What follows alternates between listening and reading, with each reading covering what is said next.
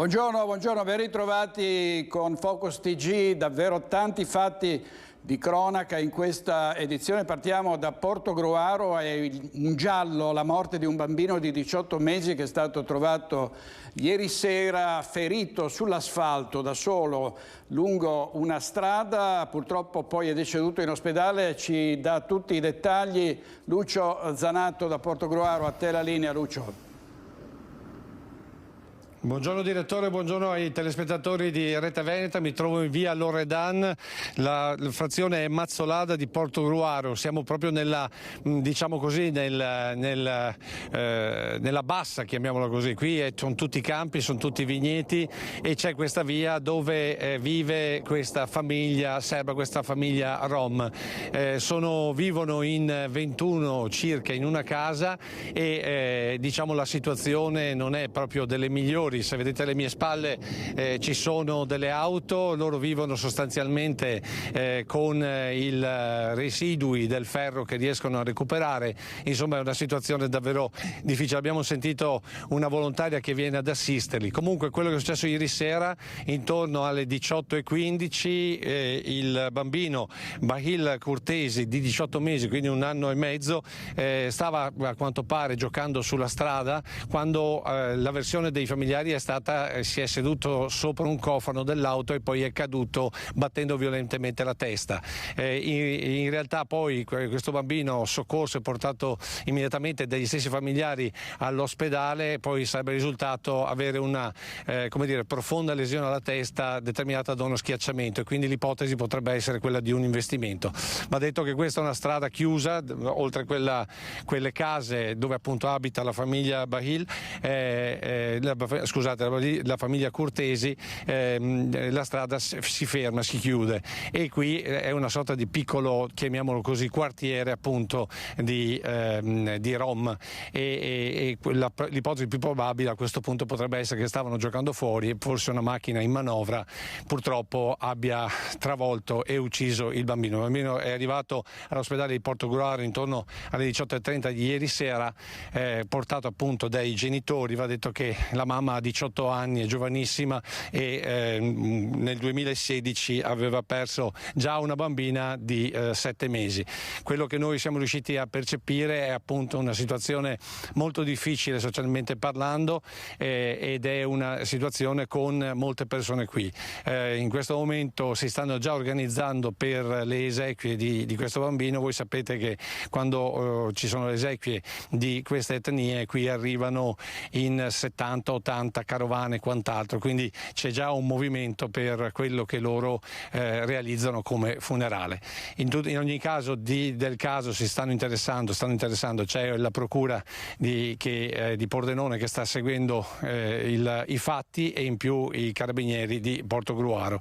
Al momento non ho altro, se hai delle domande se no restituisco la linea. Lucio, grazie molte per ora, richiedici la linea non appena avrai altri aggiornamenti o delle testimonianze. Grazie molte a Lucio Zanato, inviato a Portogruaro, e restiamo sugli incidenti stradali perché ieri Lina Paronetto ha fatto un'intervista esclusiva alla mamma di Davide Pavan, il giovane 17enne che era morto in un incidente stradale a Morgano, investito da un agente di polizia ubriaco, ed è scoppiata la polemica perché oltre al dolore per questa perdita alla famiglia è arrivata una fattura per la pulizia della strada lavata del sangue di suo figlio e di quanto rimaneva dello scooter travolto dall'auto dell'agente di polizia. Vediamo su questo cosa hanno detto l'avvocato della famiglia e i sindaci che sono stati loro malgrado coinvolti in questa brutta vicenda. Vediamo. No, guardi, c'è troppa polvere su questo argomento, c'è troppo polvere. Non voglio mettere nessuna dichiarazione, grazie. Troppa polvere. Il titolare dell'autosoccorso di Paese intervenuto sulla scena dell'incidente costato la vita a Davide Pavan si limita a queste parole dopo che la fattura inviata alla famiglia del 17enne per la rimozione della sua moto e la pulizia dell'asfalto è diventata un caso. Una bufera da cui sono stati travolti il comune di Paese e quello di Treviso. Con un post il sindaco del capoluogo Mario Conte fa sapere di stare ricevendo email e messaggi molto pesanti che accusano Cassugana di essere l'ente che ha richiesto il pagamento. La città di Treviso non è in alcun modo implicata nella vicenda, chiarisce Conte, e lo stesso di fatto fa la collega di Paese Katia Uberti. In questa vicenda il Comune non è assolutamente coinvolto in alcun aspetto, né dalla parte iniziale nell'affidamento del lavoro per il servizio, né nella parte finale, quindi noi non siamo stati coinvolti in nessun modo. È una ditta privata che ha eseguito l'intervento e a normativa di legge ha emesso la fattura. Dispiace perché effettivamente una vita, anch'io sono mamma e quindi queste cose, la burocrazia delle volte è talmente fredda e infernale, però è una prassi e in altri casi, anche a paesi passati, poi rientravano queste spese proprio nella compensazione a livello legale tramite assicurazioni, non certo magari addebitati direttamente ai colpevoli, ai familiari coinvolti. Neanche volendo voi potreste prendervi carico anche solo per fare un gesto simbolico? No, perché ripeto, è una questione tra due cittadini privati, la legge non ce lo consente, non è che non vogliamo, non ce lo consente. Quella notte la carrozzeria di Padernello non solo aveva recuperato i mezzi incidentati prendendoli in custodia dopo che erano stati posti sotto sequestro, ma si era occupata anche di ripulire l'asfalto dai liquidi del motore e dal sangue. I costi, invece che venire coperti tramite assicurazione, sono stati poi addebitati a novembre alle due parti coinvolte. Allora non si sapeva l'esito del processo e quindi ha diviso esattamente a metà l'importo. La famiglia quella somma l'ha pagata, l'assicurazione non l'ha compensata, ma non è la questione economica a pesare, è lo schiaffo ennesimo che si somma a una pena giudicata troppo lieve al responsabile del sinistro. Voi rispetto a questo avete intenzione di fare qualcosa? Allora ne parleremo con la famiglia e valuteremo il da farsi. È evidente che in questo momento l'attenzione su cui ci siamo focalizzati è principalmente la questione risarcitoria per quanto riguarda la fidanzata e gli zii. La fidanzata è stata esclusa dalla Costituzione in parte civile e noi riteniamo che questo non sia stato corretto e quindi adesso valuteremo l'azione civile. Ovvio che l'attenzione della famiglia era sulla sentenza penale che evidentemente non ha dato gli esiti che si speravano. Ecco. Andiamo in diretta a Venezia, a Cabalbi, perché oggi era previsto il punto stampa del presidente Luca Zaia a mezzogiorno per presentare il nuovo sistema T-Alert e vedo però Anna Maria Parisi con l'assessore all'ambiente e alla protezione civile Giampaolo Bottacin. A te la linea, Anna Maria. Conferenza stampa appena terminata qui al Balbi, sede della Regione del Veneto, per parlare di emergenze a tutto tondo, non soltanto emergenze di natura sanitaria, ambientale, ma anche di altra natura.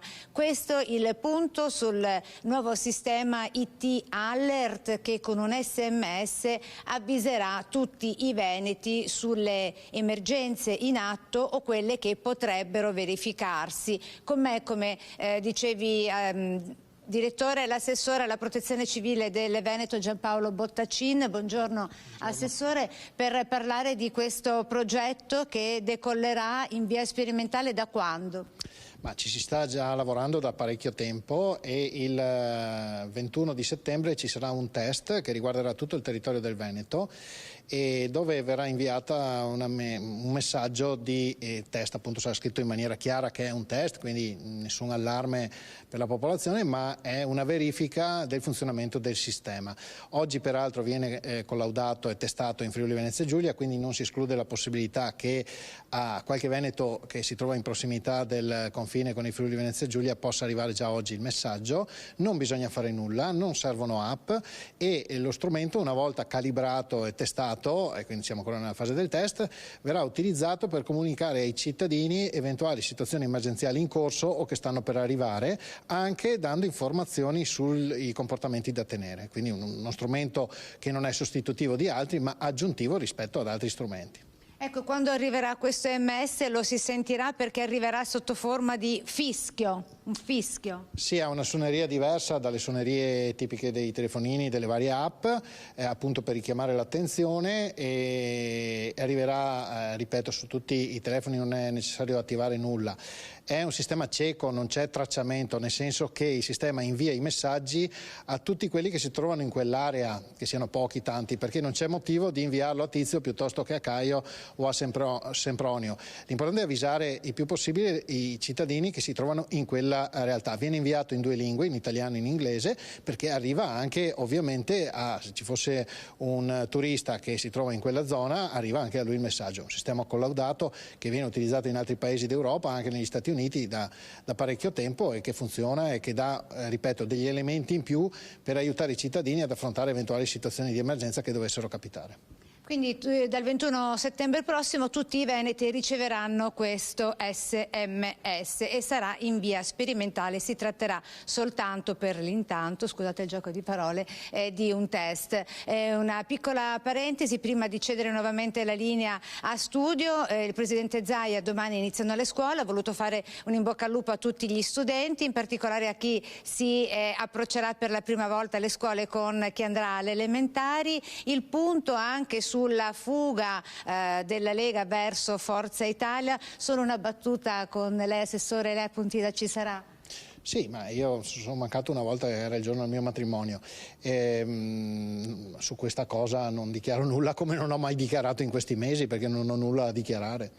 Grazie all'assessore Bottacin, la linea torna allo studio. Grazie Anna Maria Parisi e all'assessore Bottacin. Ne abbiamo parlato anche ieri sera dell'uscita dalla Lega dell'ex senatore Vallardi, di Alain Luciani, e l'ipotesi che altri esponenti del Carroccio possano andare a Forza Italia, ma insomma domani vedremo a Pontida conferme e smentite. E torniamo alla cronaca. C'è stata un'esplosione a Lendinara, un appartamento è andato in fiamme, il bilancio è di un ferito grave.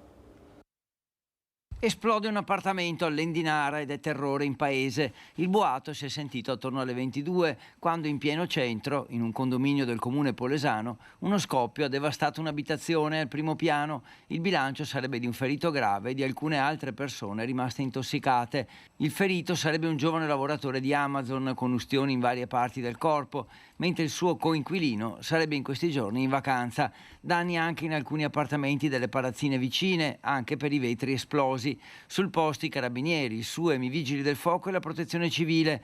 Dopo l'esplosione si è sviluppato anche un incendio, prontamente spento dai pompieri, che hanno evacuato qualche altra abitazione e messo al sicuro gli anziani. Il ferito è stato trasportato in ospedale con l'elicottero del SUEM, mentre sulle cause ogni ipotesi è aperta, a partire da quella di una fuga di gas, ma gli accertamenti sono in corso. Andiamo a Treviso, dove c'è stata una rissa tra 2 baby gang proprio davanti alla stazione centrale. Sono volati calci e pugni, una scena da Far West davanti agli occhi di turisti attoniti. Andiamo subito in diretta da Christian Arboit.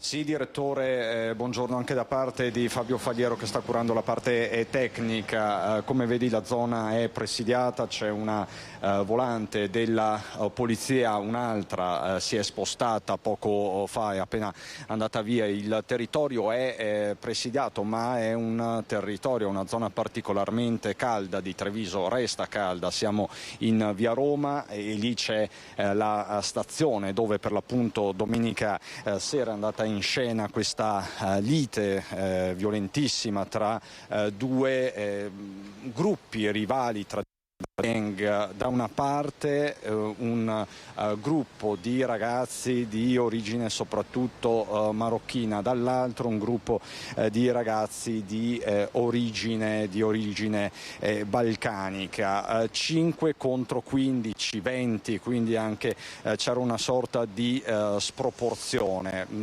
Al momento non è dato sapere qual è stata la scintilla di questa rissa. Di fatto la scena è stata vista da alcuni turisti, ha creato apprensione. Sul posto sono subito intervenute le volanti che hanno tranquillizzato Animi hanno identificato 10 persone, una decina di persone, una decina di giovanissimi. Questo in giorni caldi, in settimane calde ovviamente sul fronte delle baby gang e non solo, se ne parla tanto. Soltanto venerdì Carlo Nordio, il ministro trevigiano alla giustizia, ai nostri microfoni aveva rivendicato la paternità del decreto baby, del decreto Caivano, dicendo è un provvedimento che parla anche per dare una risposta a Treviso e a questo fenomeno che comunque appartiene ormai anche alle nostre comunità. Qui con me c'è un operatore molto noto, lo conoscete tutti, è stato presidente per diversi anni di Veneto Imprese Unite, Andrea Penzoiello, che è titolare di un bar qui poco distante. Aiello ha sempre abbassato un po' i toni, però anche lui dice adesso la situazione è un po' al limite da questo punto di vista. È stata un'estate un po' complicata, diciamolo ieri. Sì, esattamente, diciamo che appunto anche ai vostri microfoni più di una volta ho cercato di smorzare i toni, perché vedevo la situazione di Treviso come una situazione, se non facilmente, quantomeno recuperabile, con prevenzione e con un lavoro sui giovani e sulle famiglie dei giovani. È ovvio che però negli ultimi mesi, dopo il caso della pistola nascosta al Panorama, per quanto archiviata come legata a un gruppo di balordi, probabilmente è stato allontanato già dalla città, e comunque anche le ultime risse che sembrano quasi sempre a mano armata, la situazione inizia a diventare un po' più preoccupante per noi che ci lavoriamo, per noi che ci abitiamo, ma anche per l'immagine di una Treviso che punta sempre di più sul turismo e che poi su quella che dovrebbe essere la porta principale d'accesso alla città fa registrare in una domenica sera, domenica pomeriggio certi eventi non belli da vedere. Quindi che cosa bisogna fare?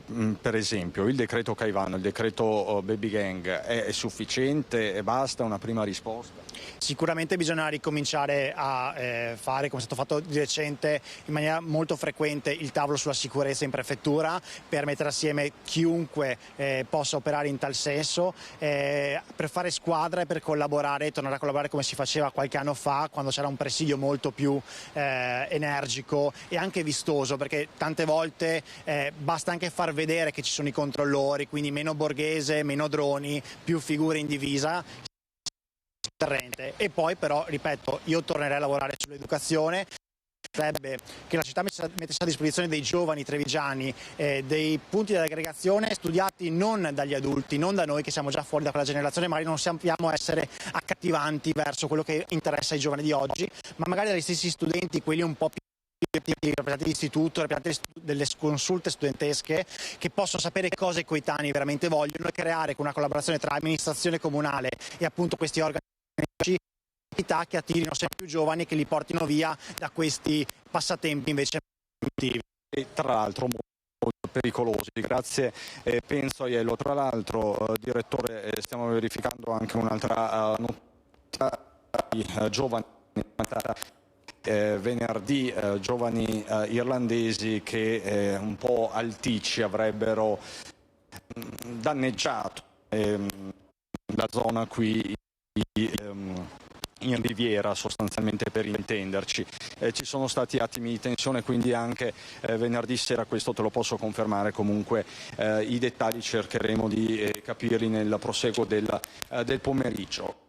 Il momento dalla stazione di Treviso, da questa zona che domani si parlerà di autobus, con Fabio Faliero ti restituisco la linea. Grazie, chiediamo scusa per il collegamento, c'erano dei problemi anche con l'audio, ma restiamo però sulle baby gang, perché a Treviso ci sono stati molti altri episodi, in particolare in Piazza Borsa un ragazzo è entrato in un supermercato armato di una pistola giocattolo, e su questo è intervenuto il sindaco Mario Conte, sindaco di Treviso e presidente dell'ANCI. Sentiamo. In questo caso, che è più un gesto di estrema maleducazione, le forze dell'ordine sono intervenute tempestivamente e quindi hanno messo la parola fine a questo episodio. C'è da dire che ormai non ci stupiamo più della maleducazione di questi ragazzi, segno evidente che vivono un vuoto familiare importante.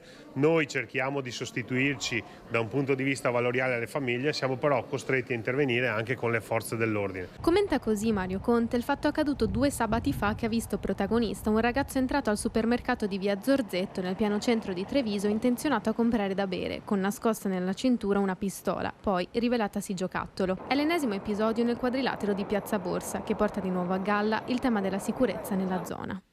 E il primo cittadino si appella direttamente ai genitori. Non diamo per scontato che il nostro figlio sia sempre il più educato, il più bravo e esente da questo tipo di situazioni, e cominciamo a dialogare di più con i nostri figli, perché è evidente che c'è qualcosa che non funziona. Stanno manifestando un disagio che secondo noi tante volte parte proprio dalle famiglie. È di qualche mese fa la lettera che il sindaco di Treviso aveva scritto ai ministri per dare avvio a un confronto concreto sul tema del disagio giovanile, anche alla luce degli episodi di violenza da parte di bande di ragazzi accaduti in città. Mi ha risposto il ministro dello sport, che condivide la visione e che è ben lieto di incontrarmi. Adesso nelle prossime settimane farò un giro anche con i ministri che erano oggetto di questa lettera. Istituzioni che si muovono anche dopo le parole del ministro Carlo Nordio, che intende proseguire con la linea dura, ma Conte rassicura. Da un punto di vista della sicurezza, ci tengo a ribadirlo, siamo tra le prime 2 città a livello nazionale. Ovvio che non dobbiamo abbassare la guardia, ovvio che dobbiamo investire da un punto di vista della repressione di certi episodi, ma io resto fortemente convinto che dobbiamo investire nella prevenzione, dobbiamo cambiare il modello educativo dei nostri ragazzi. Modello educativo dei nostri ragazzi, quindi un appello ai genitori, ma ci sono genitori e ci sono madri in questo caso che maltrattano i loro figli fino alla morte. Qui siamo alla cosiddetta sindrome del bimbo scosso. L'epilogo è stato quello del decesso del bambino. Vediamo da Padova Valentina Visentin. Una tragedia familiare. Un neonato di 3 mesi è morto in ospedale a Padova dopo il ricovero a causa di lesioni provocate da un forte scuotimento. La mamma del piccolo, una giovane donna marocchina residente in provincia di Rovigo, è stata arrestata. Il piccolo era arrivato in pediatria a Padova in condizioni disperate lo scorso 6 settembre. I medici avevano riscontrato traumatismi cerebrali e midollari e altre lesioni tipiche della sindrome del bambino scosso. La mamma non aveva saputo dare spiegazioni credibili e così i poliziotti della squadra mobile di Rovigo, dopo una breve indagine, hanno deciso di arrestare la donna con l'accusa di maltrattamenti aggravati dalla morte nei confronti del proprio figlio di 3 mesi. Nel corso dell'interrogatorio di garanzia davanti al giudice per le indagini preliminari, la mamma del neonato si è avvalsa della facoltà di non rispondere. La procura di Rovigo ha conferito un incarico per svolgere l'autopsia sul piccolo. In regia questa mattina Andrea Basso e Francesco Ceron. Purtroppo ancora incidenti sul lavoro. È stata disposta l'autopsia sul corpo dell'autotrasportatore che muovendo un carrello elevatore ha perso la vita all'interno di un pollificio di Ponte San Nicolò. Era un lavoratore scrupoloso e instancabile. Il dolore della compagna di Stefano Moletta, il 56enne di Tombolo, morto all'interno del pollificio scarso di via Garibaldi di Ponte San Nicolò mentre stava effettuando una manovra con il carrello elevatore. Autotrasportatore per uno scattolificio, era anche un lavoratore interinale a chiamata, proprio come venerdì notte quando è avvenuta la tragedia. Il pubblico ministero ha disposto che sul corpo dell'uomo venga effettuata l'autopsia. I primi rilievi dei tecnici dello Spisal hanno stabilito che Moletta era sceso dal carrello elevatore ed è stato schiacciato dal mezzo contro il telaio metallico della finestra e con la testa ha infranto il vetro. Forse il 56enne non si è nemmeno accorto del mezzo che si è mosso schiacciandolo. L'autopsia servirà a capire se l'autista è morto sul colpo o successivamente. Al momento dell'incidente, venerdì intorno a mezzanotte, era solo all'interno dell'azienda. Il corpo senza vita è stato scoperto solo verso le 4:30 del mattino all'inizio del turno di lavoro, ma a quel punto i soccorsi sono stati vani. I rilievi affidati allo Spisal dovranno anche accertare se si sia trattato di una disattenzione fatale o di un malfunzionamento del carrello elevatore. I sindacati, dopo questo nuovo infortunio mortale sul lavoro, chiedono interventi decisi in termini di prevenzione. Ancora una volta la dimostrazione che la precarietà è una delle cause maggiori che appunto determinano poi gli incidenti sul lavoro, un lavoratore interinale che è stato trovato il giorno successivo all'incidente perché operava da solo, quando sappiamo benissimo che i lavoratori interinali vengono utilizzati per un'emergenza, un'esigenza temporanea dalle imprese. Stefano Moletta era un cosiddetto lavoratore somministrato, cioè non dipendente direttamente dalla struttura in cui prestava servizio, ma fornito da un'agenzia interinale. Controlli sulle strutture ricettive, è stato scoperto un bed and breakfast che nascondeva una piantagione di cannabis. Il titolare si è giustificato dicendo: volevo arrotondare le entrate. Il servizio di Francesco Ratai da Padova. Magazziniere per tutti, ma per arrotondare aveva scelto un secondo lavoro: coltivare marijuana. Nei guai un 46enne di Vigo d'Arzene, ma da qualche tempo residente a Treviso. Durante un controllo nelle strutture ricettive di Padova, in quello che doveva essere un bed and breakfast, la polizia ha trovato una piantagione di cannabis. L'abitazione, adibita a locazione turistica, è intestata a un magazziniere 46enne che si è giustificato dicendo che quello era uno strumento per arrotondare lo stipendio. Insospettiti da strani odori e rumori di un potente impianto di areazione, i poliziotti hanno approfondito i controlli. Durante il sopralluogo, in un box in cartongesso, sono state trovate e sequestrate 58 piante per un totale di circa 4 kg di infiorescenze sistemate in un garage trasformato in una serra. Oltre alla strumentazione per mettere a frutto le piante, sono stati trovati anche 300 grammi di droga già confezionata. Il 46enne è stato arrestato e messo ai domiciliari nel suo bed and breakfast a Vigo d'Arzere in attesa di convalida dell'interrogatorio di garanzia. Non facciamo altro che raccontarvi di incidenti stradali purtroppo molto spesso mortali, e in questo caso forse si è evitato il peggio perché c'era un 57enne vittoriese al volante quasi in coma etilico. È stato trovato alla guida con un tasso alcolico di 7 volte oltre il limite consentito e la patente gli era già stata ritirata per lo stesso motivo. Vediamo.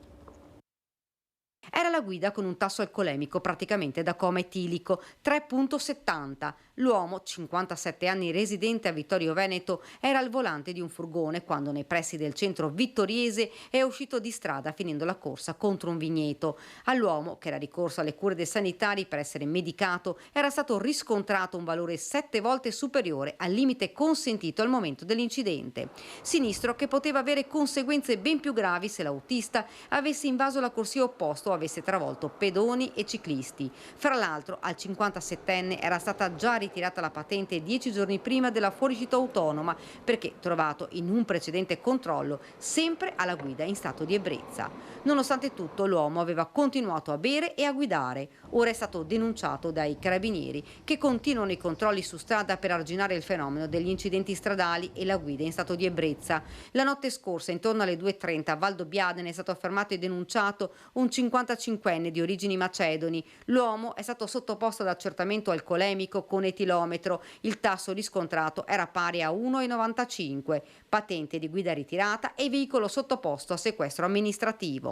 Ed ancora nella nottata tra venerdì e sabato a Casale sul Sile i carabinieri della locale stazione hanno proceduto in via Nuova Trevigiana al controllo di un 64enne che alla guida della propria autovettura è stato riscontrato positivo all'alcol test con un tasso pari a 0,89. Anche per lui è scattato il ritiro della patente di guida. Ricorderete tutti i 5 youtuber che a bordo di un SUV hanno investito un'auto, era una Smart, con a bordo una famiglia, una mamma con 2 bambini, un bambino, e morì proprio in quell'incidente. E questi folli giravano per le strade ad alta velocità filmando le loro bravate, le loro imprese. È successo un fatto analogo ad Alatri, vi facciamo vedere delle immagini impressionanti. Un automobilista che ha filmato i sorpassi su una strada provinciale su cui andava a 180 all'ora, alla fine si è scontrato con una macchina, un'auto su cui c'era un'altra famiglia e una delle due bambine è rimasta seriamente, gravemente ferita. Vediamo queste immagini e vediamo...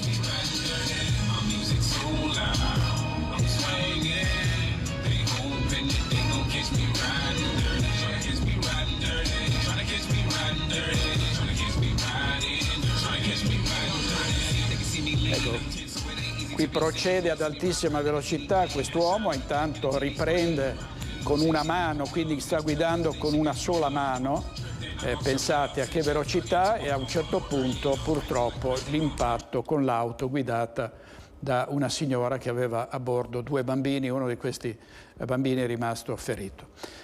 Adesso andiamo a vedere la questione dei migranti, ci colleghiamo con Federico Fusetti perché c'è il timore a Padova di un hub, un maxi hub che potrebbe essere costruito all'interno allestito all'interno di un aeroporto. Andiamo in diretta subito da Federico Fusetti, a te Federico. Buongiorno da Padova, siamo all'aeroporto Allegri perché insomma si parla di questo sito in questi giorni per una possibile distribuzione di migranti qui all'interno dell'aeroporto, soprattutto nella zona militare che ormai è dismessa da un po' di tempo. Se ne parla perché insomma sono state liberate alcune delle palestre, alcuni dei siti individuati dal comune e dalla provincia, però ecco, c'è il timore anche da parte del sindaco, che però si dice sicuro che il prefetto non arriverà a questo, che ci possa invece essere un hub qui all'interno, cioè diciamo un concentramento di un contingente numeroso di migranti. Siamo con Loris Cervato, che è responsabile del settore sociale della Lega Coop, quindi lei si occupa un po' anche in generale di quello che accade in Veneto. Partiamo però da Padova. Avete anche voi il timore oppure secondo voi insomma non ci saranno hub qui?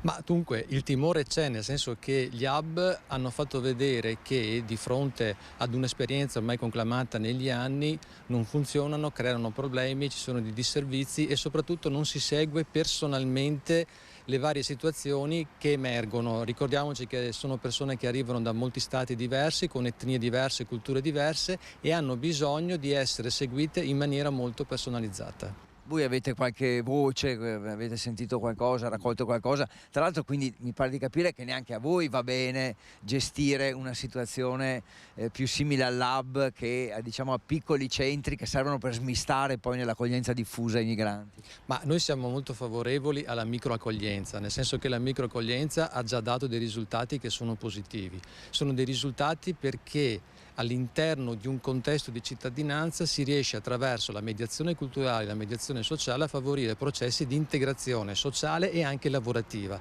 Diversamente negli hub, soprattutto quando superano un numero che è approssimativamente indicato intorno ai 50, comincia a essere un centro che diventa di difficile gestione, dove i problemi aumentano e anche il disagio. E voi non sapete cosa succederà qui però? Francamente in questo momento non sappiamo cosa succederà, possiamo avere qualche idea. Quando vengono attivati questi centri collettivi devono essere assolutamente indicati come provvisori e necessari solo ed esclusivamente per gestire la fase burocratica amministrativa riguardante l'esperienza della protezione internazionale, dopodiché bisogna immediatamente procedere con la diffusione, la microaccoglienza e cercare di trovare quelle soluzioni di integrazione, perché altrimenti siamo a parlare sempre di una situazione da 15 anni che è legata ad un'emergenza ma che mai emergenza non è più. Ultimo passaggio invece sulla situazione Veneto, come si sta evolvendo? La situazione in generale è abbastanza caotica, nel senso che oggi ci troviamo di fronte ad una mancata programmazione di una situazione che in realtà si sapeva già. Noi abbiamo dei picchi di flussi migratori che arrivano da questi paesi che che durante l'estate sono molto alti, diminuiscono nei periodi soprattutto più freddi. È chiaro che di fronte ad una situazione di questo genere è difficile non fare programmazione. Se noi risolviamo i problemi attraverso gli strumenti dell'emergenza non ne veniamo a capo. Se invece ci mettiamo nell'ottica che questi strumenti devono essere all'interno di percorsi socializzanti e di integrazione, allora riusciamo a ottenere dei risultati. Ascoltiamo gli appelli anche delle associazioni di categorie produttive che chiedono manodopera, chiedono forza lavoro, quindi favoriamo percorsi di inserimento lavoro e di qualificazione professionale. Le persone ci sono, cerchiamo di metterci attorno a un tavolo, magari con una cabina di regia, enti locali, associazioni di categoria e terzo settore, perché allora in questo modo, mettendo insieme le varie risorse, si possono ottenere migliori risultati. Grazie a Loris Cervato, buon lavoro, grazie di aver spiegato così bene qual è la situazione dal vostro punto di vista. Restituisco la linea allo studio. Grazie molte Federico Fusetti e al suo ospite. Vediamo i titoli del Gazzettino, anzi l'apertura del Gazzettino: sciocca le poste, è una notizia che viene da Pordenone, cliente furibonda minaccia l'impiegata, guarda che tiro fuori la pistola. E poi la notizia con cui abbiamo aperto: il bambino di 18 mesi trovato agonizzante in strada dalla mamma, è morto in ospedale, è un giallo vero e proprio, e l'altra vittima a Rovigo, ucciso dai maltrattamenti, aveva solo 3 mesi, anche qui vi abbiamo dato tutti i particolari. Una storia, una bella storia: vissero in fondo al lago di Cavazzo, mezzo secolo dopo l'appello di Tina, aiutatemi a trovare quei 13 sub.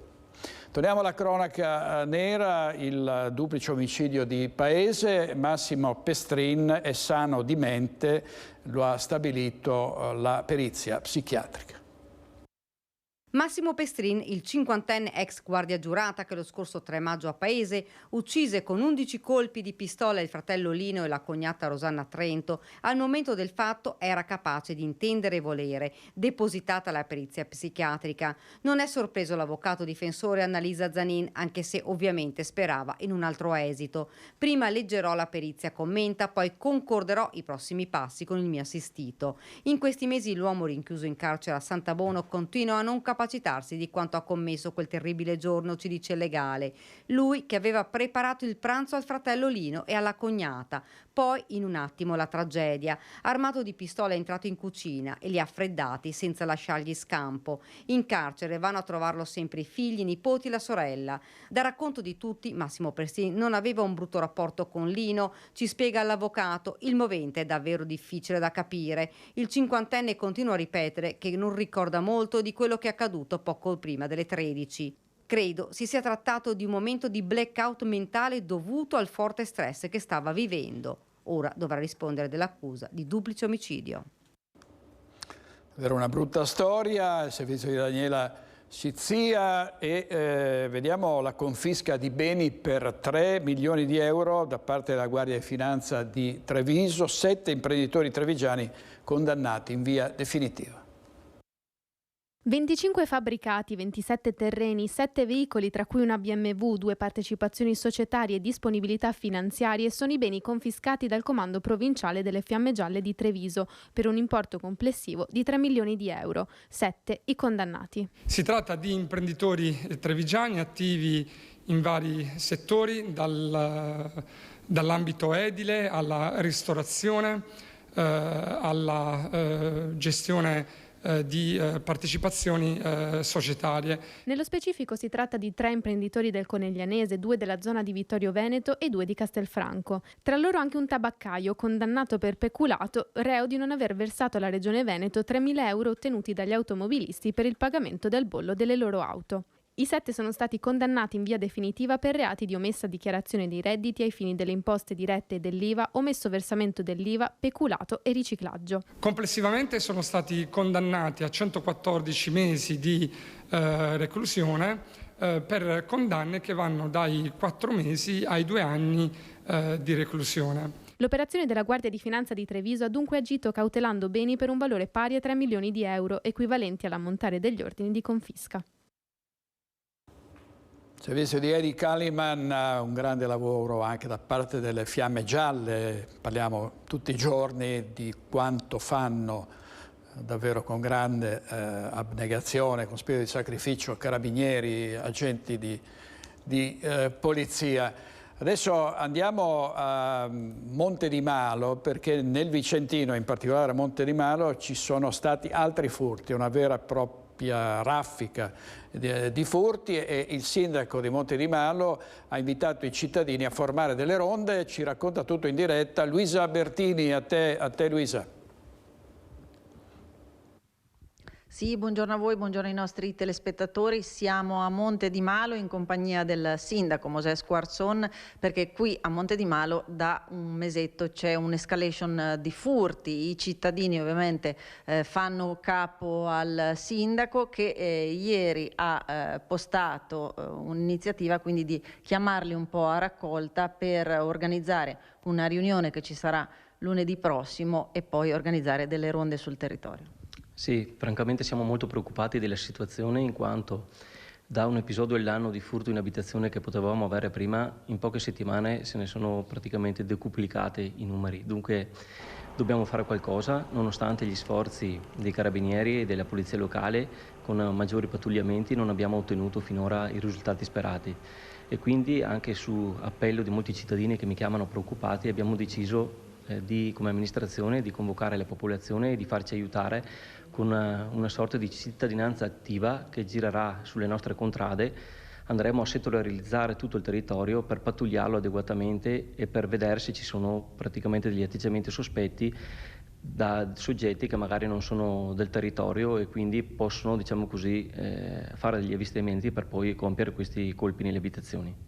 Ecco, l'adesione la capirete alla riunione di lunedì, ma come pensate di organizzarvi? Lei prima mi parlava di un gruppo WhatsApp e di un'interfaccia ovviamente diretta con le forze dell'ordine. Esatto, ho avuto già molte adesioni da parte della cittadinanza che mi hanno scritto privatamente di essere disponibili a questo servizio. Ci organizzeremo appunto inizialmente con un gruppo WhatsApp con cui dialogheremo anche con le forze dell'ordine in maniera da avere con più compiutezza e più velocità appunto delle segnalazioni che consentano eventualmente di poter cogliere sul fatto questi malfattori. Ecco, lei diceva che l'invito che fa è quello di rivolgersi comunque alle forze dell'ordine, perché molti cittadini invece chiamano lei. Esatto, in un'altra riunione della sicurezza che abbiamo fatto era stata una raccomandazione anche del capitano Grasso che obiettivamente è necessario che venga chiamato il 112 immediatamente. Mentre molto probabilmente perché mi vedono come elemento di riferimento in paese chiamano me, perdiamo dei minuti preziosi, io poi chiamo le forze dell'ordine ma si sono persi magari dei minuti che potevano essere impiegati per cogliere sul fatto appunto questi delinquenti. Ecco, io ringrazio il sindaco e restituisco a voi la linea allo studio. Grazie al sindaco e a Luisa Bertini. Vediamo dispositivi antistupro che sono stati disposti in una discoteca di Castelfranco Veneto, è un servizio del Gazzettino. Vediamo.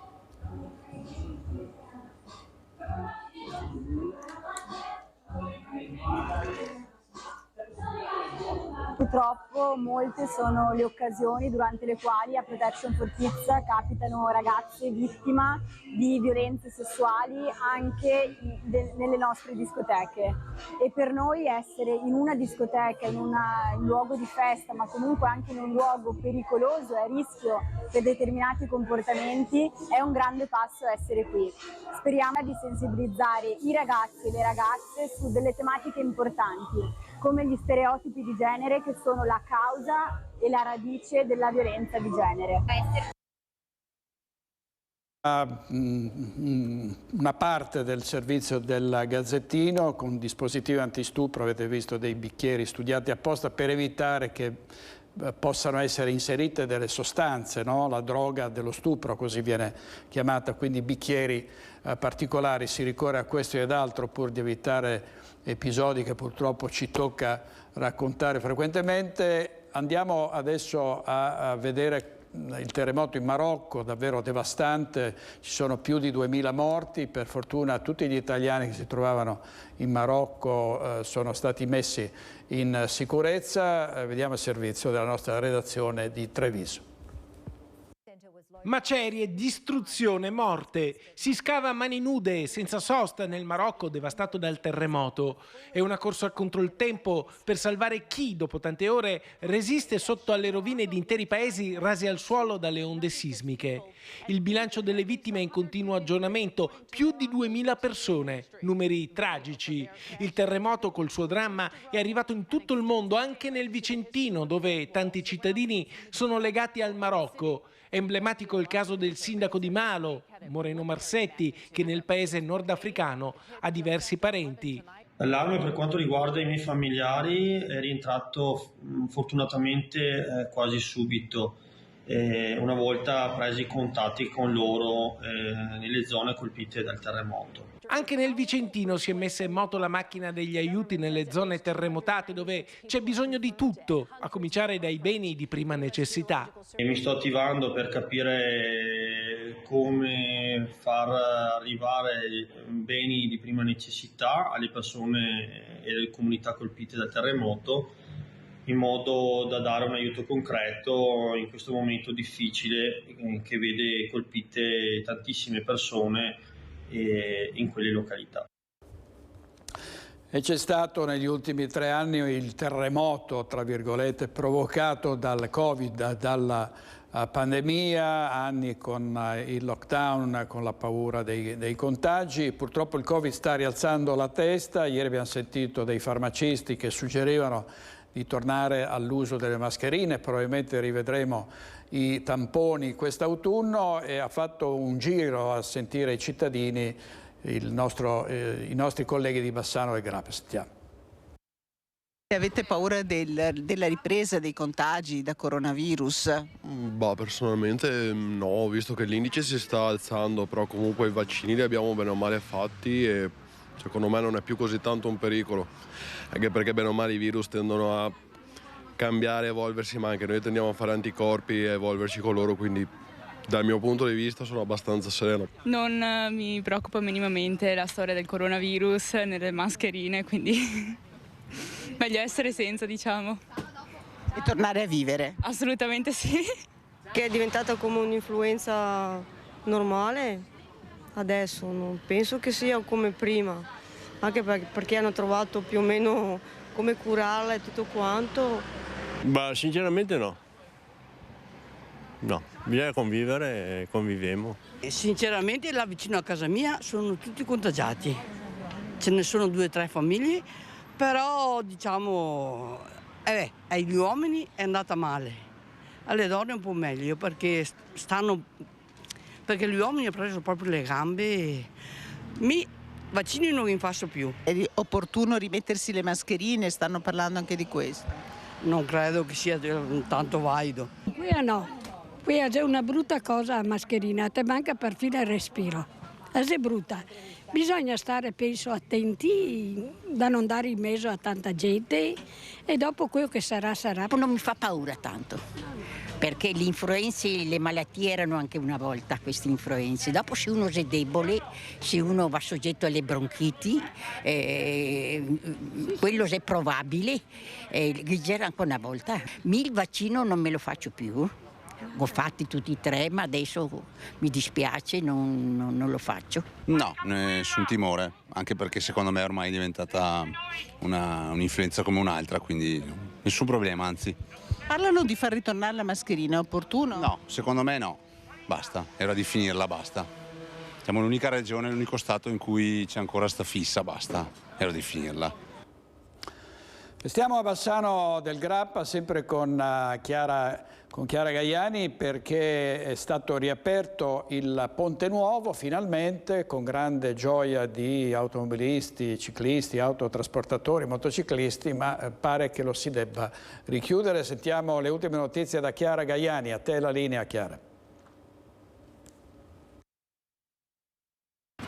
Sì, buongiorno, siamo a ridosso del Ponte della Vittoria e ringraziamo il vice sindaco di Bassano, Andrea Zonta, che è qui con noi per raccontarci che cosa sta accadendo. Ve lo stiamo già dicendo nei nostri notiziari da qualche giorno. Giovedì scorso nel pomeriggio la riapertura di una carreggiata del manufatto che vedete alle mie spalle, una riapertura di servizio, a servizio proprio dei cittadini. Vi assicuriamo che nel periodo di tempo che siamo stati qua con il collega Alessandro Costacurta davvero tanti mezzi sono passati. Purtroppo la riapertura prevede la preclusione alla circolazione di pedoni, e noi in questi minuti non ne abbiamo visti, e di bici, e invece i ciclisti sì, e questo crea un grosso pericolo, vice sindaco. Sì, beh, intanto buongiorno a tutti. Sì, è chiaro che è un pericolo, perché se è stato scelto e stabilito di far passare solo i veicoli a motore,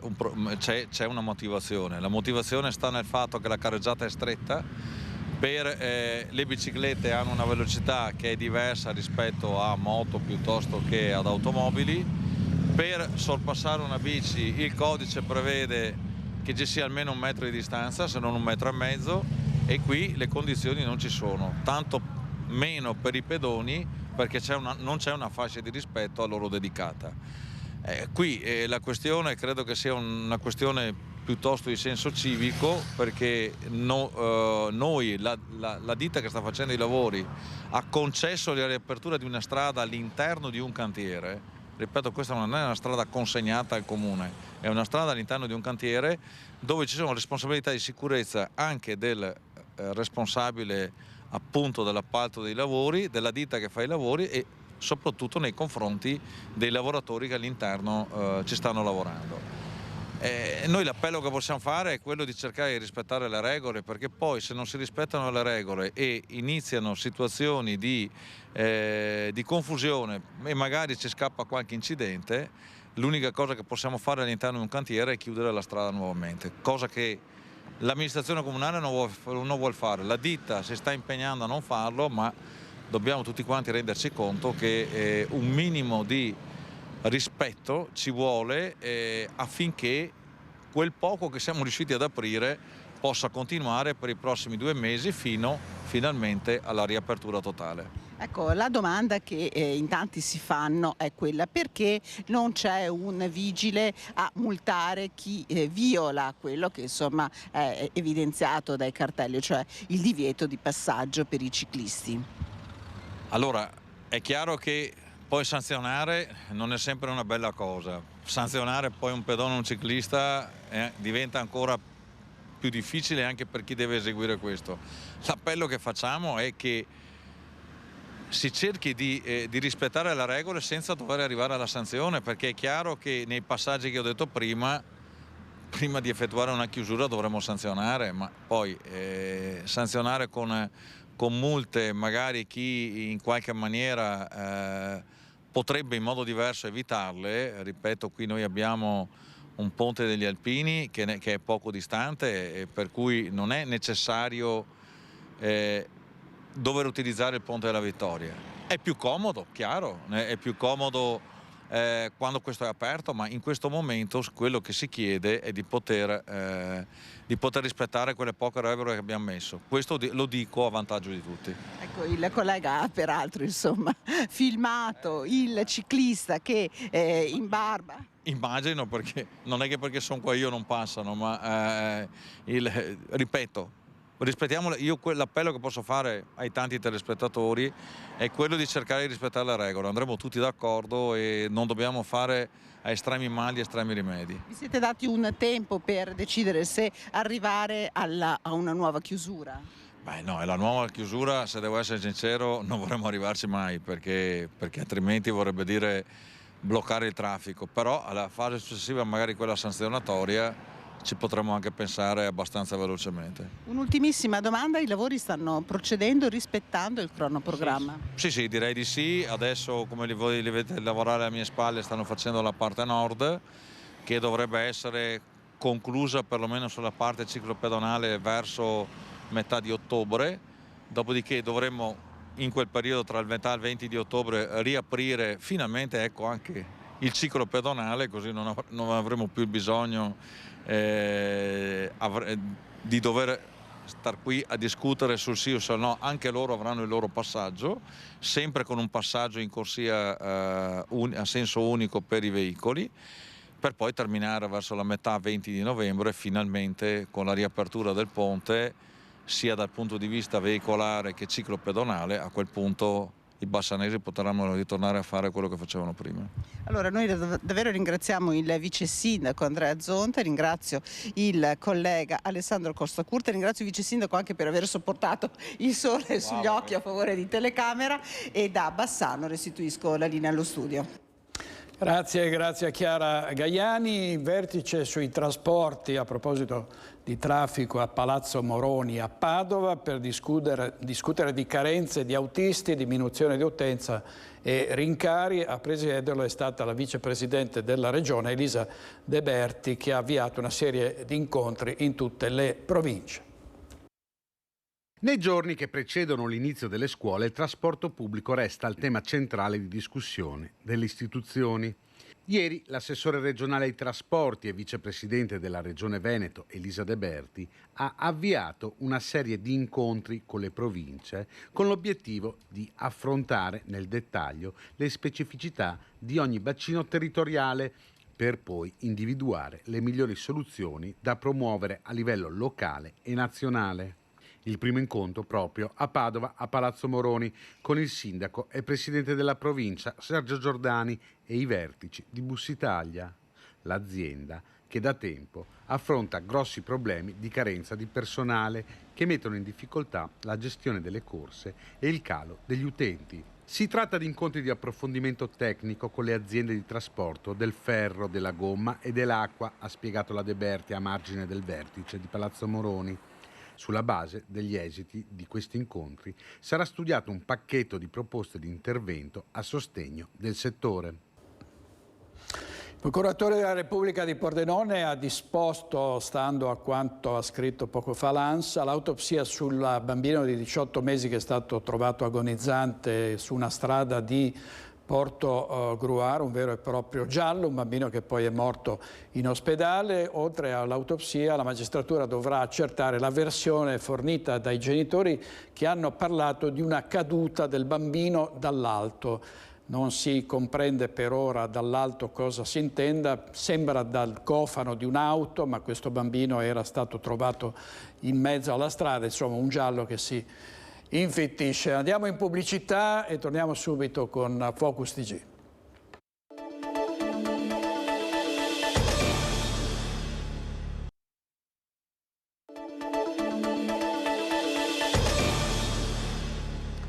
Noi in diretta con Focus TG andiamo a Bassano del Grappa. L'ULSS 7 Pedemontana lancia una chat per le prenotazioni, ma si scatena una bufera sui social. Sentiamo Alex Giuliano.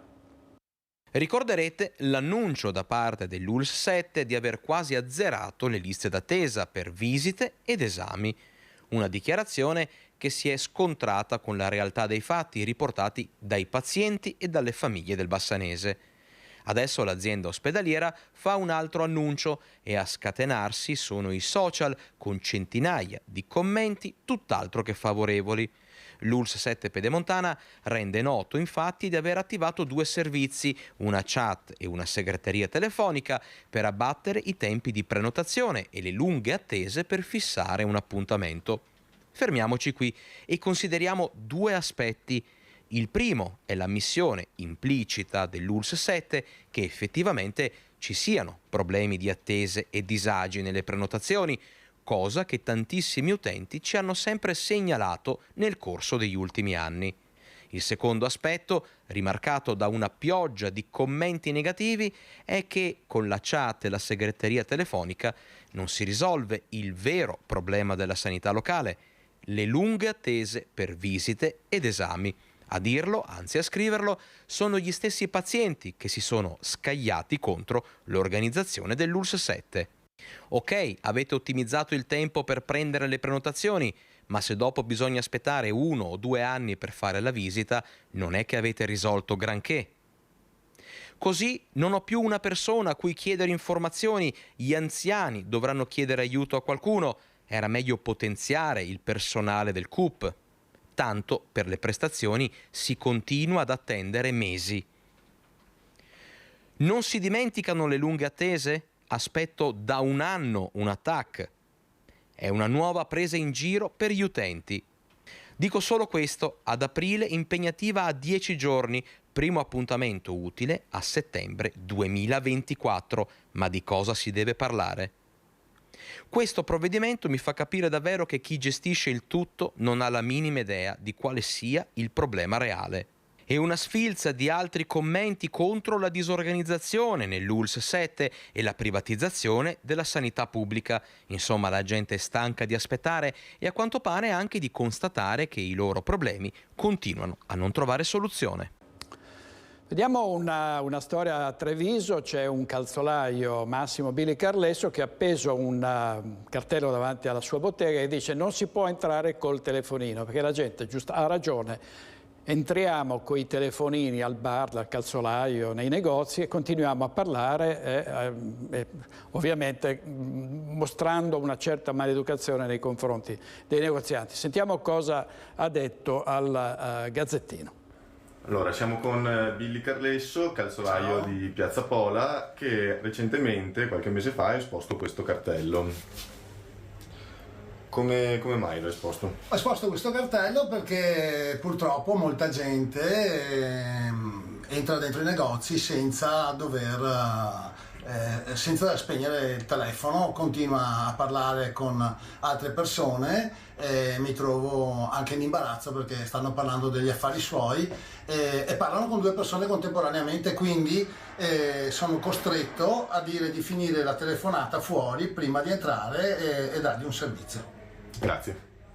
Sì, ha ragione, no? Noi entriamo nel bar, dice scusi, un cappuccino, grazie. Sì, vengo, ci vediamo dopo. Con zucchero, come con zucchero? Cioè, veramente, e chi è lì che cerca di fare il suo mestiere ha a che fare con persone che dimostrano di non rispettare il lavoro di questi negozianti in questo caso. Restiamo a Treviso perché c'è il nuovo diario edizione 2023-2024 presentato questa mattina dall'assessore Sernagiotto. Diamo subito la linea a Christian Arboit, sempre in diretta. A te la linea Christian. Sì, buongiorno di nuovo direttore, e tra l'altro il calzolaio lo stiamo contattando, fra poco andremo anche da lui e parleremo pure di quella storia. Adesso stiamo facendo tappa qui a Palazzo Rinaldi per questo diario, un diario che parla rigorosamente veneto, le eccellenze del territorio, le buone pratiche, sarà distribuito in 80.000 copie in tutte le scuole del Veneto, 10.000 soltanto nella provincia di Treviso. Un diario che è diventato un'iniziativa consolidata nel tempo e che mai come quest'anno è utile in un momento di caro libri, caro cancelleria. Ve lo stiamo raccontando ogni sera ormai, quante sono le problematiche che stanno attanagliando le famiglie trevigiane e venete e non solo in questi giorni dell'anno. Assessore Sernagiotto, buongiorno, assessore all'istruzione del Comune di Treviso. Che significato ha questa iniziativa proprio in questo momento storico? È un'iniziativa bellissima che da un lato ha una grande funzione sociale, un aiuto per le famiglie in un momento, come diceva lei, di grande difficoltà con il caro scuola e tutti gli aumenti che si stanno vivendo in questo periodo, uno strumento che crea uniformità perché tutti i bambini avranno lo stesso strumento di lavoro e anche questo è un messaggio molto importante. E poi ha un contenuto educativo, racconta il nostro meraviglioso Veneto. E i bambini quindi avranno la possibilità di leggere quanto di bello c'è da vedere e da fare nella nostra terra e ci sono anche buone pratiche, buoni consigli, per esempio sul tema dell'acqua, della raccolta differenziata, per cui direi che ha un significato importante da tanti punti di vista. Ringrazio la Voce di Rovigo, Editoriale Programma, che da 5 anni hanno avviato questo bellissimo progetto. Il Comune di Treviso ha aderito da 3 anni e sempre più scuole stanno partecipando con entusiasmo a questa iniziativa. Ecco, per esempio, tra le pagine c'è la rubrica "Lo sapevi che", e gli studenti e le studentesse vengono portate così a conoscere i luoghi del Veneto. Qui è "Lo sapevi che nelle Dolomiti Venete si trova il Parco Nazionale delle Dolomiti Bellunesi", e poi c'è una veloce descrizione. Insomma, si parte dal territorio per poi arrivare alle buone pratiche, ai consigli sulla raccolta differenziata, sul risparmio anche. Sì, è così. Il Fil Rouge è il nostro territorio, il Veneto. In 5 anni è un piacere vedere come gli spunti comunque non mancano mai, a riprova di quanto veramente può offrire la nostra terra, ed è bello farla conoscere ai bambini delle scuole elementari. Ecco, lei è l'editore, Angelo Pastrello, di questa iniziativa che ha preso il volo in questi anni. Qual è la risposta dei bambini, degli studenti, dei ragazzi di fronte a questo diario? Anche perché in questo periodo molto spesso, no, si dipingono in un determinato modo. In apertura di questa edizione stavamo parlando di baby gang, però insomma sappiamo che parliamo di una minoranza. La maggioranza insomma penso apprezzi questo genere di iniziative. Assolutamente, la cosa bella è che ci fa capire che siamo nella giusta direzione, il fatto che ogni anno aumentano le scuole e gli istituti comprensivi che aderiscono all'iniziativa. Tutti confermano e altri si aggiungono vedendolo e volendo essere anche loro partecipi, e questo dimostra che evidentemente il prodotto piace agli insegnanti, piace anche ai ragazzi. Appena abbiamo ogni anno, quando finiamo di fare la distribuzione, sono numerose davvero le telefonate che riceviamo dalle scuole per ricevere complimenti e talvolta anche, devo dire, degli spunti che ci piace osservare per migliorarci continuamente. Grazie Pastrello. Un messaggio, Assessore Sernagiotto, alle famiglie, agli scolari, utilizziamo questo termine un po' démodé, che domani ritorneranno in aula. Allora, un buon inizio di anno scolastico a tutti quanti, soprattutto ai nostri ragazzi. Io auguro un anno che sia di crescita importante, non solo dal punto di vista didattico, ma anche dal punto di vista umano e personale. Abbiamo bisogno di fare rete, e quindi come amministrazione comunale io auspico una grande collaborazione, una forte alleanza educativa con le famiglie e le scuole per lavorare insieme per costruire il futuro dei nostri ragazzi.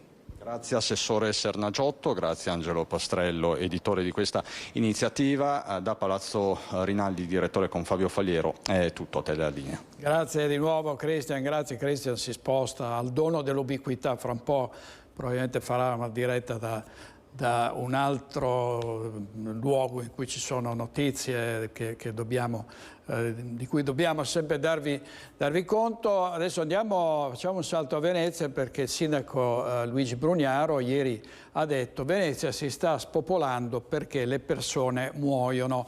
Ovviamente dava per scontato che non si lascia Venezia soltanto quando si passa a miglior vita, ma perché Venezia costa, c'è una questione che riguarda l'assedio continuo di turisti, è anche faticosa Venezia perché devi andare a piedi, quindi più si invecchia e più si tende a spostarsi in città meglio servite. Venezia è un'isola con tutti i suoi problemi, va difesa, è una vecchia signora stanca, ma sono stanchi anche molti veneziani che appunto a un certo punto vanno in terraferma. Ma sentiamo le parole del primo cittadino. Si chiama saldo migratorio, tra le persone che escono dal centro storico e quelle che entrano. Il saldo migratorio è quasi leggermente positivo, nel senso che sono 2 o 3 persone, ma è positivo, cioè non c'è gente che esce dal territorio, non c'è da trattenere i cittadini, non vanno da nessuna parte. Dice, ma allora perché continuano a calare? Perché muoiono, le persone muoiono. È una città vissuta da molte persone anziane, l'Italia è il paese più vecchio del mondo e le persone stanno morendo. All'indomani dei dati diffusi dall'Osservatorio Civico sulla casa e la residenza, che vedono a Venezia più posti letto per i turisti che residenti, il sindaco Brugnaro replica dunque così, aggiungendo che il problema non riguarda solo il centro storico. In tutto il comune di Venezia, ma non solo Venezia, in tutte le città, guardatevi i dati demografici, i numeri stanno calando. La città di Venezia, comune non città storica di Venezia, scenderà, eravamo 260.000 abitanti, scenderà sotto i 250.000. Ma questo è il trend di tutte le città, sono pochissime quelle incontro. Per cui diciamo le cose vere. Qui non si tratta di trattenere i cittadini che stanno andando via, perché non è vero, non va via nessuno. O chi va via comunque è compensato da chi rientra. Il problema è attirarne di nuovi e il progetto che noi abbiamo lanciato è questo del raddoppio dell'università. E mentre la città si spopola, domani si prevede un consiglio comunale infuocato sul contributo d'accesso, su cui il sindaco al momento preferisce non sbilanciarsi. Quello che dico ai cittadini veneziani: siate orgogliosi, perché sicuramente non è mai stato provato in tutto il mondo una cosa del genere. Se vogliamo difendere la città dobbiamo avere il coraggio di fare delle cose. Non sarà mai un ostacolo ai cittadini, alla vita dei cittadini. Credo che ci voglia un po' di moderazione quando si fanno le cose e bisogna avere anche un po' di fiducia, trasmettere anche un po' di fiducia. I dubbi, le preoccupazioni, le critiche però sono legittime, ci stanno, ce ne ho anch'io tanti. Poi una volta sciolto i dubbi si fa e si sceglie. Come diceva Ilaria Marchiori, ci sarà oggi pomeriggio il voto a Cafarsetti e le opposizioni sono contrarie e invitano i cittadini a recarsi a votare per dire di no a un contributo d'accesso che, dicono le minoranze, è inefficace a regolare i flussi turistici.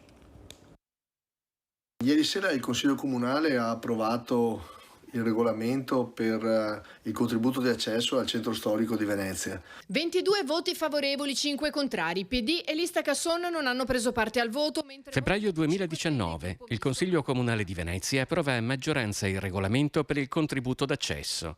Settembre 2023. Dopo 4 anni e mezzo di rinvii e modifiche, il provvedimento torna in aula per quella che dovrebbe essere l'approvazione definitiva. Ed è un ritorno che avviene con una rapidità che insospettisce le opposizioni. E dopo tantissimi anni in cui questa amministrazione continua a rinviare, nel giro di meno di una settimana sono state fatte le commissioni e si arriva alla votazione in Consiglio Comunale, cosa appunto piuttosto strana. Evidentemente l'allarme UNESCO ha dovuto accelerare la questione, però di fatto è solo uno specchietto per le allodole per nascondere i veri problemi di Venezia. Secondo la segretaria del PD veneziano Monica Sambo, se lo scopo del contributo d'accesso è di governare i flussi turistici che attraversano la città, allora quello che si va ad approvare è un provvedimento inefficace. Innanzitutto non prevede un numero chiuso, poi non si applica ai veneti e si applica solo per 20 giorni all'anno. Inoltre basta pagare un ticket d'ingresso appunto e si entra in città, un po' come nei parchi a temi. Il PD veneziano sostiene delle misure alternative che sostiene essere più facili da realizzare e più efficaci. Ci sono molte proposte che abbiamo anche fatto, alcune anche subito applicabili. Pensiamo alla ZTL sul Ponte della Libertà per far accedere solo chi risiede e chi lavora da un lato, dall'altra le ZTL acque per limitare in qualche modo l'accesso ai lancioni Gran Turismo, ma anche soluzioni ad esempio attraverso la prenotazione collegata però ai servizi che ci sono in città. Sappiamo ad esempio quanto è carente il servizio del trasporto pubblico locale, in primis nei confronti dei residenti, ma ovviamente anche per quanto riguarda il turismo.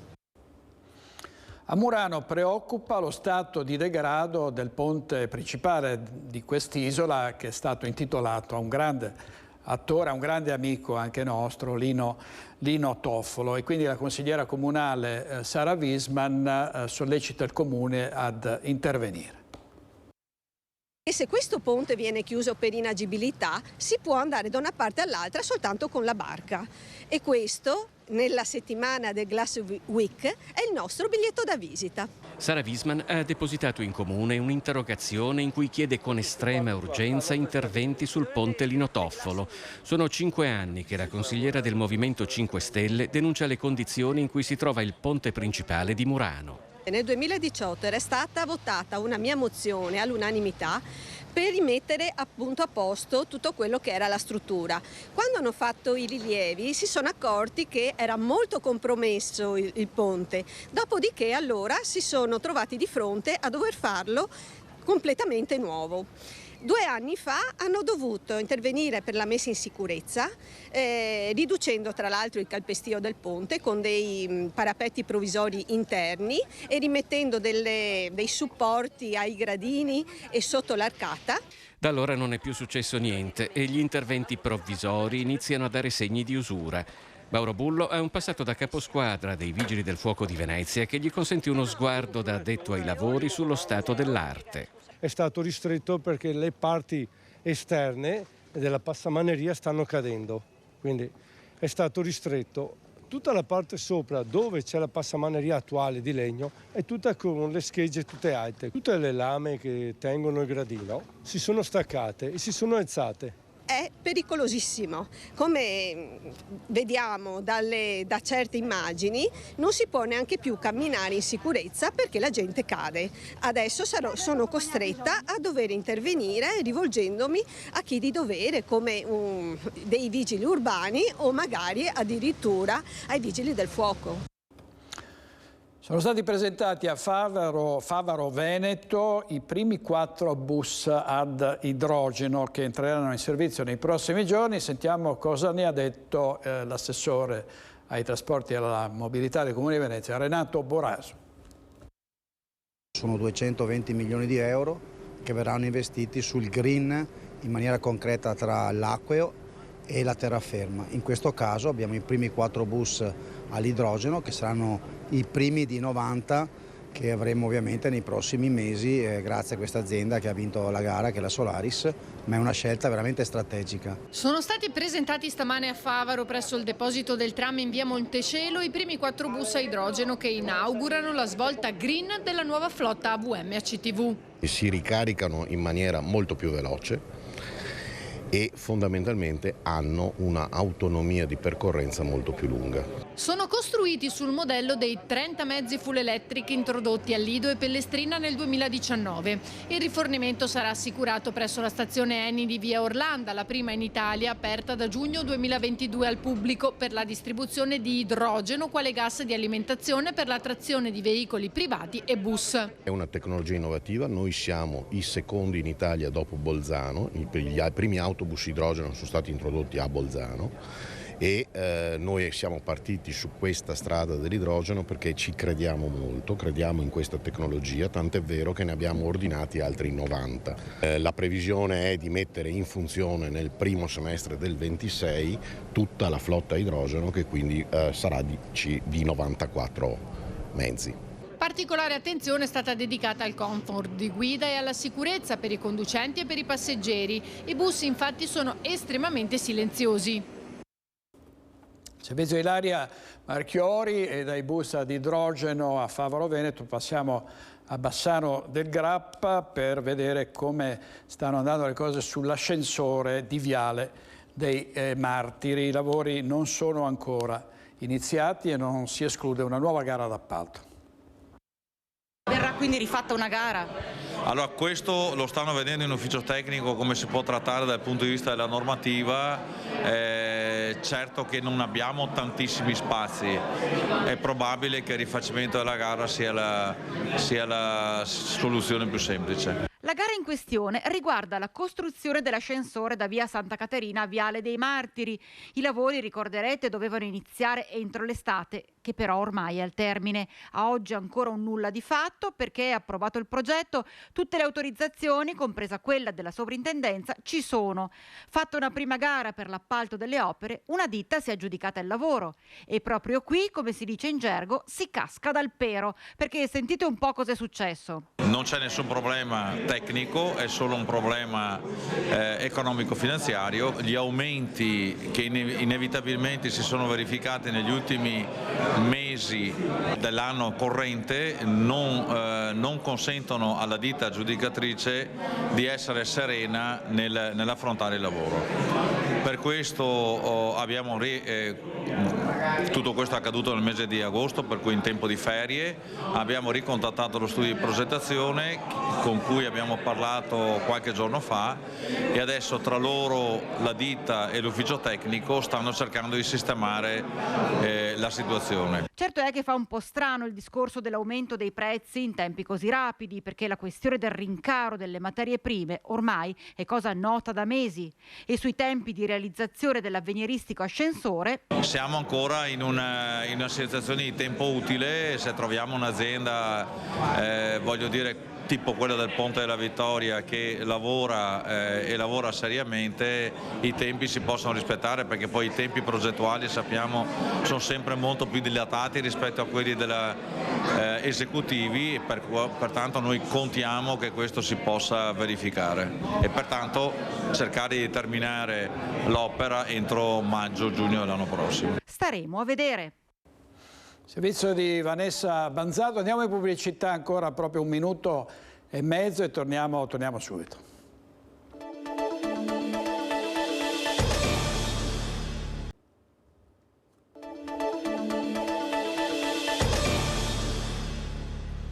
Il bambino di 18 mesi trovato agonizzante sull'asfalto nei pressi di Portogruaro, poi deceduto in ospedale. Ci siamo collegati prima per le ultime notizie con Lucio Zanato che ci ha mandato poco fa una testimonianza su questo vero e proprio giallo. Sentiamo. Nel momento della disgrazia tutti si fanno presenti, però sono anni che lanciamo un grido di aiuto a questa famiglia. Loro sono in 21 persone, ci sono 11 bambini piccoli, è una famiglia con dignità, perché non è vero che i Rom rubano e che fanno tutte queste cose qua, che i bambini non sono amati, perché non è vero, che bruciano le cose, non è assolutissimamente vero, e che sono stati abbandonati, purtroppo sono ai margini della società. A me dispiace tantissimo per la mamma che è in attesa del terzo bimbo, ed un dolore come tutte quante le mamme e le nonne quando perdono un bambino, purtroppo. Ma ieri sera, ieri pomeriggio cosa è successo? Cosa è successo? Io non ero presente, me l'hanno detto e sono subito venuta, perché da tanti anni che frequento questa famiglia proprio dal punto di vista umano, come ripeto, nei miei confronti sono sempre stati rispettosi, e anche se il tavolo è misero ti offrono sempre quello che hanno. Purtroppo è una strada che non c'è illuminazione e i bambini, come tutti i bambini, escono. La dinamica... Quindi il bambino potrebbe essere stato investito? Guardi, questo non voglio dire assolutissimamente nulla, perché non so niente a riguardo. Io vengo solamente per portare una parola di conforto. Adesso vedo cosa posso fare per loro anche dal punto di vista economico, perché quando fanno i funerali verranno a tutta la comunità dalla Serbia, quindi io adesso sto andando alla ricerca di coperte, di lenzuola, di piatti, perché è giusto così, insomma, vengono, si fa l'intervista e ognuno poi chiude la telecamera e si gira pagina. Purtroppo chi lavora con il sociale e con persone in difficoltà devono avere una dose di umanità che purtroppo non c'è, sempre rispettando la loro cultura, naturalmente. Quindi questa è una famiglia con padre e madre? Sì, avevano 2 bambine e la sefetta in attesa del terzo bimbo.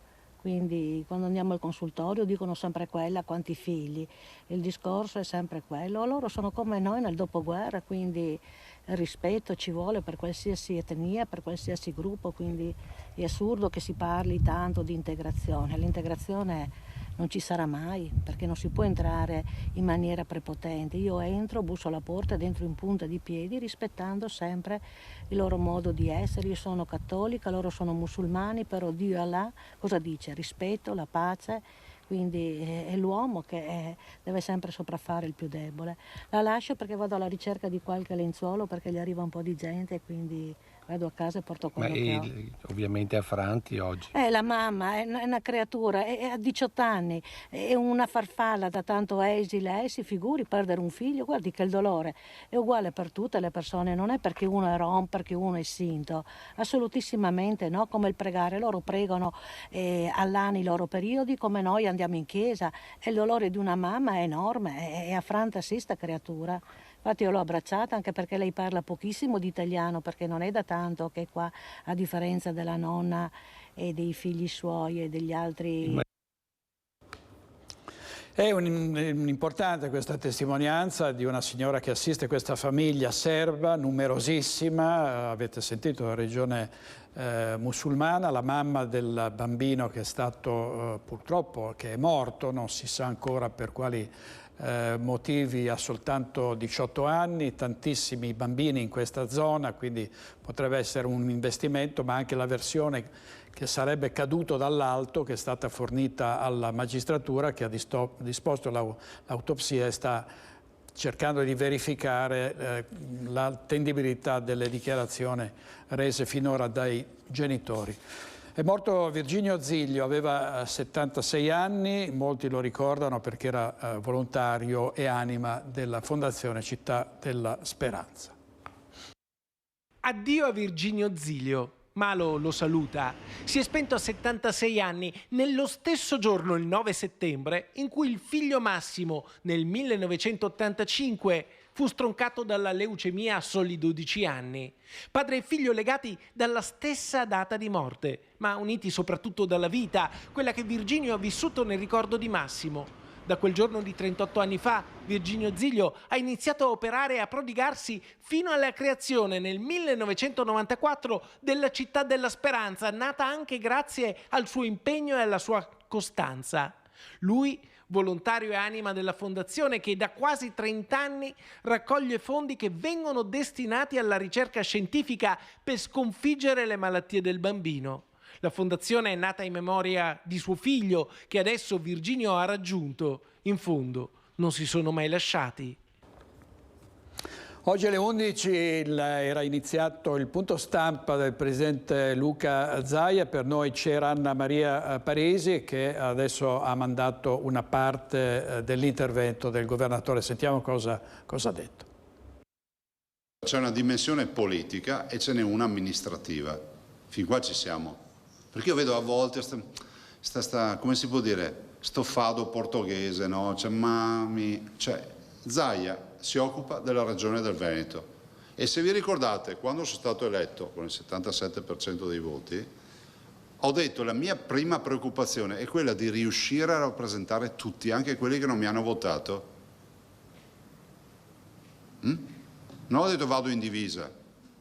Io sono della Lega, resto nella Lega. Non azzardatevi mai a scrivere altre robe, nel senso che se i cittadini vogliono sapere cosa faccio io, non mi pongo neanche il dubbio. Ne ho vissute tante, perché la Lega è la storia della vita, cioè un partito che comincia ad avere più di 30 anni. Se guardiamo la fondazione siamo all'inizio anni 90, quindi sono 32, 33 anni. Pieve come si chiama? Emanuele? 91.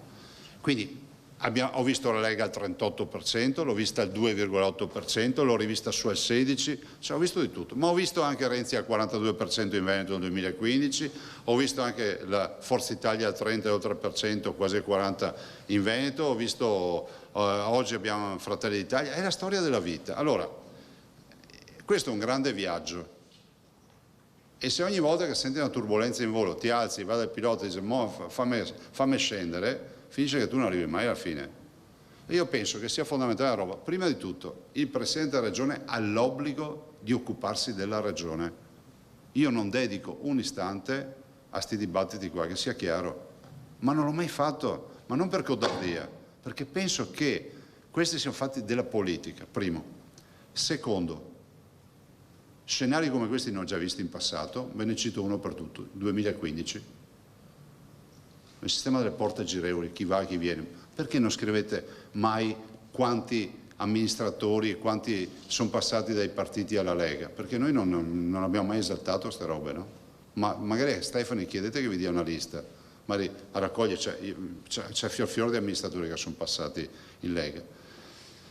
3, guardate, c'è il scenario che ho visto nel 2015, sapete come è andato a finire, no? Sono qua. Se dovesse perdere un assessore lo perderebbe oppure la... Quali assessori? Parla di Caner naturalmente molto. Ma perché deve andare via Caner? Cosa c'ha? Ipotesi. Ma figurate. Se dovesse, lei lo esclude? Ma scusa? Caner che sta facendo il suo 22esimo, 23esimo anno di regione. È un assessore al quale io ho affidato con fiducia agricoltura, turismo, un sacco di deleghe, cioè importanti, sta seguendo bene il settore, non c'è altro da aggiungere. Nel senso, da un punto di vista mio, io non ho nulla da recriminare all'assessore Caner, tantomeno all'assessore Bottacci. Dopodiché, attenzione, non siamo in un carcere, cioè, è naturale, umano che ci sia chi va e chi viene. Mi sembra che la contabilità ad oggi non mi sembra, perché poi mi sembra insomma che nel rispetto delle persone, di tutti, non stiamo parlando di una diaspora coi pullman incolonnati. E a proposito di pullman, lei andrà a Pontida? Beh, certo, non sono mai mancato un anno. E che effetto le fa la presenza di Marine Le Pen? Beh, me l'avete fatta già, domanda fatta 10 volte. Sai, ti rispondo, prima di tutto non lo sapevo che c'era. Secondo, a me, a prescindere da chi ci va sul palco, io vado a Pontida perché Pontida è l'occasione per incontrare la base, i militanti, a volte anche per resettare l'hard disk, come si dice, no? Resettare il computer, tornare a quello che è la veracità nei rapporti, e lì c'è la Lega. Quindi, oltre a guardare il palco, guardate anche, come si dice, in mezzo alla gente, e lì respirate anche il sentiment della Lega. Però sentite, la Lega vive finché ha identità ed ha un progetto politico che è quello che noi portiamo. Probabilmente abbiamo una colpa. In Italia si parla tantissimo di federalismo, penso che non ci sia più un cittadino che non sia federalista in Italia. Questo è merito della Lega, dovremmo dirlo un po' di più, perché quando ne parlavamo noi e spingevamo noi ci dicevano che eravamo razzisti.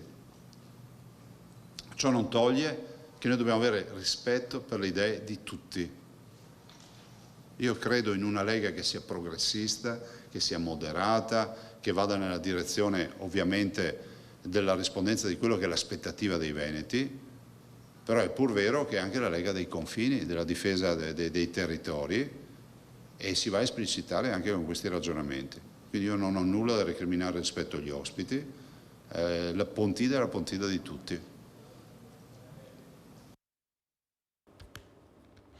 Questo era il presidente Zaia un'ora fa a Palazzo Balbi, che rispondeva alle domande dei giornalisti. Ovviamente non hanno mancato i colleghi di chiedergli, tra questi ovviamente c'era Anna Maria, la nostra Anna Maria Parisi, di chiedergli un commento al passaggio di alcuni esponenti della Lega Forza Italia e dell'ipotesi di altri trasferimenti. Avete sentito Zaia fondamentalmente ha detto: io non mi occupo delle questioni politiche, mi occupo di amministrare la regione. È tutto per questa edizione, grazie per aver scelto Focus TG, ci vediamo stasera alle 21:15 con Focus. Buona giornata, grazie a Francesco Ceron e ad Andrea Basso oggi in regia. A più tardi.